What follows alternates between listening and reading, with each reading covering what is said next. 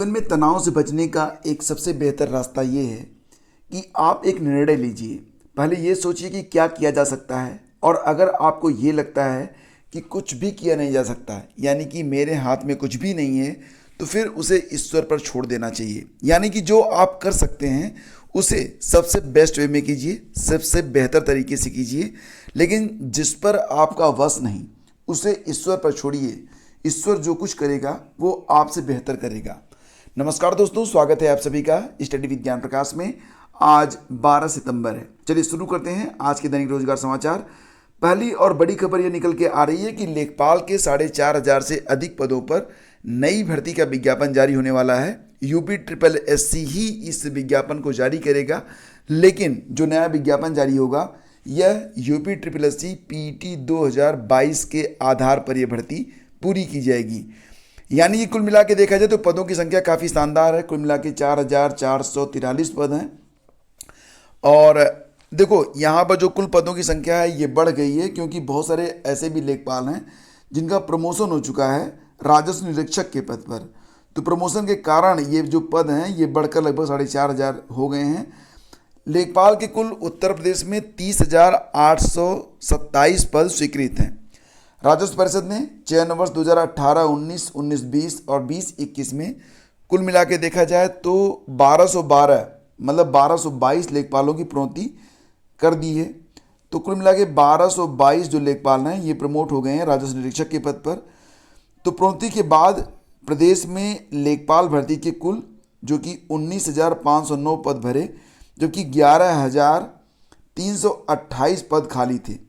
तो 11,328 पदों में 8,085 पदों पर आप जानते ही हैं कि परीक्षा यूपी ट्रिपल एससी ले चुका है, और बस रिजल्ट जारी होना शेष है, क्योंकि जो फाइनल आंसर की जारी हो चुकी है। अब रिजल्ट देखिए कब तक आ जाता है। तो यूपी ट्रिपल एससी ने कुल 8,085 पदों पर भर्ती के लिए जो प्रक्रिया है उसको स्टार्ट कर दी है। उसके बाद अगर देखा जाए तो 3,243 पद रिक्त हैं, और अगर जो वर्तमान में रिक्त हो रहे हैं पद उनको ऐड किया जाए तो लगभग जो है 4,500 के आसपास नए पद खाली हो रहे हैं। और डेफिनेटली जो लोग इस बार चयनित नहीं हो पा रहे हैं उनके लिए एक शानदार अवसर है, बशर्ते ये कि पेट परीक्षा में आपका जो अंक है वो बेहतर होना चाहिए। इस बार पीटी परीक्षा 2022 में अबाउट लगभग 35 लाख के आसपास जो अभ्यर्थी हैं वो पार्टिसिपेट करेंगे। पिछली बार ये संख्या लगभग 21 लाख के आसपास थी। तो इस बार प्रतियोगिता और भी कठिन होने वाली है। सबसे बड़ी बात यह है कि कम से कम आपके जो अंक हैं, तो पेट में कितने अंक लाए जाएं, पेट 2022 में कितने अंक लाए जाएं, ताकि आप लेखपाल की जो कट ऑफ है उसमें आप शामिल हो सकें। तो फ्रेंड्स यकीन मानिए कि 70 अंक से कम अगर आप प्राप्त करते हैं, तो क्योंकि यहाँ पर इस बार संख्या भी तो बहुत अधिक है, पिछली बार से दोगुने से ज़्यादा अभ्यर्थी जो हैं इस बार पीटी की परीक्षा में शामिल हो रहे हैं। तो ऐसी कंडीशन में कम से कम आपका जो टारगेटेड मार्क होना चाहिए अचीव करने का वो 70 होना चाहिए। तो प्रयास करिए कि पेट 2022 में कम से कम आप 70 अंक जो हैं हासिल कर पाएँ। अगर 70 अंक आपके आते हैं तो हर हाल में आप लेखपाल भर्ती परीक्षा में शामिल भी हो पाएंगे, और ये तैयारी आपके लेखपाल भर्ती में भी बड़े काम आएगी। यानी कि एक पंथ दो काज वाली स्थिति है। एक बेहतर तैयारी करिए पेट परीक्षा के लिए, इसका लाभ आपको लेखपाल भर्ती परीक्षा में भी मिलेगा। तो चलिए, आप लोगों की शुभकामनाएं। लेखपाल के 4,500 पदों पर भर्ती की तैयारी शुरू हो चुकी है। आगे बढ़ते हैं। और एडेड विद्यालयों में कला शिक्षक बनने के लिए लाहौर के मेयो कॉलेज की डिग्री मान्य। हालांकि दोस्तों यहाँ पर जैसा कि आप लोग जानते हैं उत्तर प्रदेश में राजकीय और एडेड जो कॉलेज होते हैं उसमें भर्तियों के लिए अलग अलग संस्थाएं चयनित की जाती हैं। जब राजकीय की बात आती है राजकीय विद्यालयों में, तो यूपीपीएससी एग्ज़ाम लेता है, और वहीं पर जब एडेड की बात आती है, टीजीटी पीजीटी की बात आती है, तो यहाँ पर चयन आयोग जो है परीक्षा करवाता है। लेकिन कुछ विषयों पर जैसे कि हिंदी या कला जो विषय हैं इस पर दोनों की जो अर्हता है वो बिल्कुल अलग अलग है। वहीं पर एलटी ग्रेड में कंप्यूटर शिक्षक के लिए भी पद होते हैं, जबकि टीजीटी में जो कंप्यूटर शिक्षक होते हैं इसके लिए कोई पद अभी सृजित नहीं किया गया है। तो एक इक्विवेलेंस बनाने का प्रयास किया जा रहा है। एडेड विद्यालयों में भी कंप्यूटर शिक्षक के लिए जो पद हैं उसको सृजित करने का प्रयास किया जा रहा है। बहुत जल्दी आपको एडेड स्कूलों में यानी कि टीजीटी में भी कंप्यूटर शिक्षक के पद देखने को मिलेंगे। और ये भी कि जो विसंगति सामने निकल कर आ रही है, जैसे कि अगर हम बात करें यहाँ पर कला के बारे में, तो चयन बोर्ड में कला शिक्षक के लिए BFA और MFA जैसी डिग्री वाले जो अभ्यर्थी हैं वो आवेदन नहीं कर पाते हैं। वहाँ इंटरमीडिएट एक्ट 1921 के नियमों के आधार पर भर्ती होती है। कला शिक्षकों की भर्ती में लाहौर के मेयो कॉलेज की डिग्री भी वहाँ पर मान्य होती है। माध्यमिक शिक्षा परिषद यानी कि यूपी बोर्ड 4 सालों में 100 वर्ष पुरानी नियमावली में संशोधन नहीं कर पाया है, लेकिन अब इस पर विचार किया जा रहा है। तो आप यहाँ पर देख सकते हैं सरिता तिवारी, निदेशक माध्यमिक शिक्षा, इन्होंने कहा है कि माध्यमिक शिक्षा परिषद की 1921 की नियमावली बदलने पर गंभीरता से कार्य हो रहा है और एडेड माध्यमिक विद्यालयों में कंप्यूटर शिक्षक रखे जाने की तैयारी है। निदेशालय से प्रस्ताव लेकर शासन को भेजा गया है, जल्दी निर्देश जारी होंगे। यूपी बोर्ड ने पहली परीक्षा 1923 में कराई थी, इसलिए अभी अवसर है पुरातन छात्रों को बुलाकर आयोजन किया जाए। तो मतलब ये कि यहाँ पर जो बेसिकली बात कही जा रही है वो ये है कि अब जो नए नियम हैं वो लागू किए जाएंगे, जो पुराने नियम हैं जो अप्रासंगिक हैं उनको बाहर करने की बात यहाँ पर की जा रही है। और चयन की जो अर्हता है उसको समान करने के लिए भी कमेटियों का गठन किया जा रहा है। तो बहुत जल्दी आपको TGT, PGT और साथ ही साथ LT ग्रेड के लिए जो अर्हता है वो समान होने की संभावना है। यहाँ पर एक बड़ी खबर और भी निकल के आ रही है फ्रेंड्स कि LT ग्रेड के बारे में क्या चल रहा है। तो आपको बताना चाहेंगे कि UPPSC में LT ग्रेड का जो विज्ञापन है वो अब तक जारी हो गया होता, लेकिन वहाँ पर भी यही विसंगति है कि कुछ विषयों की अर्हता को लेकर यानी कि जो एलिजिबिलिटी होती है उसको लेकर अभी जो है प्रॉब्लम चल रही है। इस पर सरकार से राय मांगी गई है, क्योंकि कोर्ट ने आदेश दिया था कि नया विज्ञापन जारी करने से पहले जो एलिजिबिलिटी है उसको क्लियर कर लिया जाए। तो कुछ विषय ऐसे हैं जिस पर एलिजिबिलिटी अभी जो है क्लियर नहीं है। एलिजिबिलिटी का मामला सरकार के पास भेज दिया गया है और सरकार से जैसे निर्देश प्राप्त होते हैं उसके बाद LT ग्रेड का नया नोटिफिकेशन आपको देखने को मिल जाएगा। आगे बढ़ते हैं और यहाँ पर देखिए शिक्षा मित्रों जिनका जो है मानदेय अभी तक 10,000 रुपये है, और आप देखते भी रहे हैं कि बहुत सारे शिक्षा मित्र 10,000 रुपये में अपने जीवन का और अपने परिवार का निर्वाह नहीं कर पाते हैं, तो उन्हें काफ़ी परेशानियों का सामना करना पड़ता है।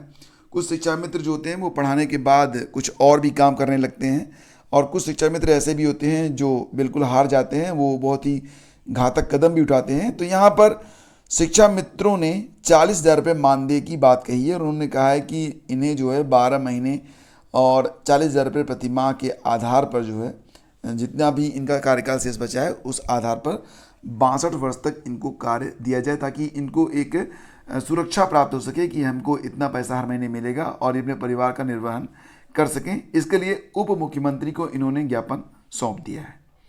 और देखिए इंटरव्यू की वीडियोग्राफी के लिए अड़े अभ्यर्थी, तो मामला यहाँ पर क्या है, UPHESC के लिए जो असिस्टेंट प्रोफेसर की जो वैकेंसी आई है वर्तमान समय में, उसमें कहा जा रहा है कि जो परीक्षा है वो अलग अलग ज़िलों में होनी चाहिए, सिर्फ प्रयागराज में नहीं होनी चाहिए। दूसरी बात ये कि यहाँ पर ये भी मांग की जा रही है कि जो इंटरव्यू होता है UPHESC का उसकी जो है फोटोग्राफी भी वीडियोग्राफी भी होनी चाहिए। वीडियोग्राफी करवा कर उसको सार्वजनिक किया जाना चाहिए ताकि अभ्यर्थियों को पता चल सके कि अधिक और कम अंक किस आधार पर आते हैं। तो ये मांग असिस्टेंट प्रोफेसर परीक्षा के लिए की जा रही है। हालांकि इसके लिए आवेदन लिए जा चुके हैं, अभी एग्ज़ाम डेट डिक्लेयर नहीं किया गया है। और बेटियों के लिए बंद रोजगार मेले के दरवाजे, तो यहाँ पर जैसा कि बताया जा रहा है कि प्रयागराज में अब तक कुल 11 रोजगार मेले लग चुके हैं, लेकिन जो चयन होता है वो पुरुषों का ही होता है। बिकॉज ऑफ ये जो चयन होता है ये फील्ड वर्क के लिए होता है और लड़कियों को उसमें सूटेबल नहीं पाया जाता है। अब तक 11 लड़कियों का जो चयन हुआ है उनको वर्क फ्रॉम होम ही दिया गया है। तो देखो यहाँ पर ये कहना कि जो लड़कियाँ हैं उनके लिए भेदभाव होता है, ये पॉसिबल नहीं होगा, क्योंकि भले ही एक बार कुछ भी लिख दें, आप जानते हैं कि जो रोज़गार मेले होते हैं उसमें जो कंपनियां आती हैं वो कंपनियां अपने लिए वर्कर लेने आती हैं और उसके लिए जो वो लोग चुनते हैं अपनी ज़रूरत के मुताबिक चुनते हैं। तो अगर फील्ड वर्क है तो फील्ड वर्क लड़कियों के लिए मुफीद नहीं माना जाता है, तो लड़कियों का चयन कम होता है, लड़कों का ज़्यादा होता है। वैसे भी आपको पता ही है कि कुछ फील्ड वर्क जो होते हैं वो बहुत सेफ़ नहीं होते हैं, उसमें यात्रा कहाँ से कहाँ करनी पड़ेगी, क्या करना पड़ेगा, तो इसके मुताबिक है। देखो यहाँ पर आप गलत वे में मत लेना कि मैं लड़कियों का विरोध कर रहा हूँ, ऐसा कुछ नहीं। कहने का मतलब ये है कि जो जॉब सिक्योरिटी है वो नहीं होती, जिसकी वजह से लड़कियों का चयन नहीं हो पाता है और लड़कियों को ऐसे पदों पर चयन करना चाहती हैं ये कंपनियां जो कि उनको फील्ड वर्क या एक सुरक्षित स्थान दे सकें जहाँ से वो काम कर सकें। और वैसे भी 10-15 हज़ार रुपये तक की सैलरी आती है। ऐसी कंडीशन में बहुत भाग दौड़ की नौकरी करना यह पॉसिबल नहीं हो पाता है। तो लड़कियों को वही जॉब मिल पाती है जो वर्क फ्रॉम होम होती है और उनके घर से ही की जा सके। तो इसके लिए जब योग्य मतलब अभ्यर्थी मिलते हैं, योग्य सीटें मिलती हैं, योग्य कंपनियां आती हैं तो नौकरी मिल जाती है। तो फिलहाल लड़कियों को कम जॉब मिलती है, लड़कों को ज़्यादा मिलती है, ये बात आप यहाँ पर मान सकते हैं। रोजगार मेले के अंतर्गत और उत्तर प्रदेश राजर्षि टंडन मुक्त विश्वविद्यालय ने लिया एक बड़ा निर्णय कि योग और एग्रीकल्चर विषय में इस बार पीएचडी नहीं कराई जाएगी। जैसा कि आप लोग जानते हैं कि पहले जो पीएचडी होती थी वो डिस्टेंस मोड से भी होती थी। बाद में यूजीसी ने कह दिया कि डिस्टेंस मोड पीएचडी मान्य नहीं होगी। अगर कोई भी डिस्टेंस यूनिवर्सिटी है जो कि पत्राचार माध्यम से डिग्री देती है, तो अगर उसे पीएचडी करवानी ही है तो वो रेगुलर माध्यम से ही पीएचडी करवा सकती है। इसके बाद नए तरीके से पीएचडी के लिए प्रवेश परीक्षा करवाई गई और रेगुलर मोड में ही पीएचडी करवाई जा रही है। तो कुल मिला के देखा जाए तो यहाँ पर कुछ ऐसे भी पद हैं योग और एग्रीकल्चर के विषय हैं, तो जहाँ पर रेगुलर टीचर नहीं होने के कारण इस बार जो योग और एग्रीकल्चर की सीटें हैं उस पर शोध के लिए एडमिशन नहीं लिया जाएगा। ये बात यहाँ पर कही जा रही है। तो छोटी सी खबर है, आप लोगों के लिए इंपॉर्टेंट हो सकती है। आगे बढ़ते हैं और देखिए एक बड़ी खबर आप लोगों के लिए, ध्यान दीजिएगा कि दोपहिया पर पीछे बैठी सवारी ने हेलमेट नहीं पहना तो भी चालान होगा और पुलिस वालों पर दोगुना जुर्माना होगा। तो दोपहिया वाहन पर पीछे बैठने वाली सवारी को हेलमेट लगाना 6 साल पहले ही कंपलसरी कर दिया गया था। तो फिलहाल अब ये बात बिल्कुल सख्ती से लागू हो रही है और अगर पीछे बैठी सवारी ने हेलमेट नहीं पहना तो 1,000 रुपये तक का जुर्माना होगा।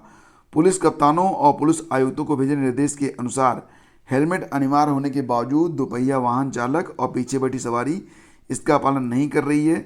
इसका पालन सख्ती से कराया जाए। और गौरतलब है कि सड़क सुरक्षा समिति की सिफारिश पर 11 अगस्त 2016 को यूपी मोटरयान नियमावली 1998 में संशोधन करते हुए पीछे बैठी सवारी के लिए भी हेलमेट अनिवार्य कर दिया गया। तो फ्रेंड्स मतलब ये कि अब फिलहाल जो भी पीछे लोग बैठ रहे हैं उनके लिए भी हेलमेट कंपलसरी है। हेलमेट लगा के निकलिए, ये आपकी सुरक्षा के लिए है। और जैसा कि आपने अभी देखा था कि एनसीईआरटी की जो रिपोर्ट आई थी उसके मुताबिक दोपहिया वाहनों से सर्वाधिक मौतें उत्तर प्रदेश में ही हुई हैं। और देखो कल मैंने 2 वीडियो अपलोड किया था, इन दोनों को ज़रूर आप वॉच कर लीजिए। एक तो है आपके लिए करंट अफेयर का टेस्ट है। सितंबर महीने में जितने भी इंपॉर्टेंट करंट अफेयर हैं उनमें से 30 प्रश्नों को यहाँ पर चुना गया है। 30 अमूल्य प्रश्नों को कह लीजिए। ये प्रश्न एक बेहतर तैयारी करवा सकते हैं आपकी वीडियो की पुनः परीक्षा पेट 2022, इसके अलावा अन्य प्रतियोगी परीक्षाओं के लिए। तो सभी प्रश्न लगा लीजिए फटाफट और देखिए कि कितने अंक आपके आते हैं। और साथ ही साथ सप्ताह में सिर्फ 4 दिन काम, 3 दिन मिलेगी छुट्टी। तो न्यू लेबर लॉ कोड लागू होने वाला है। इसके अंतर्गत कुल मिला के सप्ताह में 48 आवर काम आपको करना होगा और ये घंटे फ्लेक्सिबल भी हो सकते हैं। तो अधिक जानकारी अगर आप चाहते हैं तो लिंक वीडियो के डिस्क्रिप्शन में है, ये वीडियो भी आप वॉच कर सकते हैं। और ये सेशन अगर आपको अच्छा लगा है फ्रेंड्स तब प्लीज़ आप इस वीडियो को लाइक और शेयर जरूर किया कीजिए। और देखिए हम मिलते हैं आपसे अगले वीडियो में, तब तक के लिए मैं आज्ञा दीजिए। नमस्कार, जय हिंद।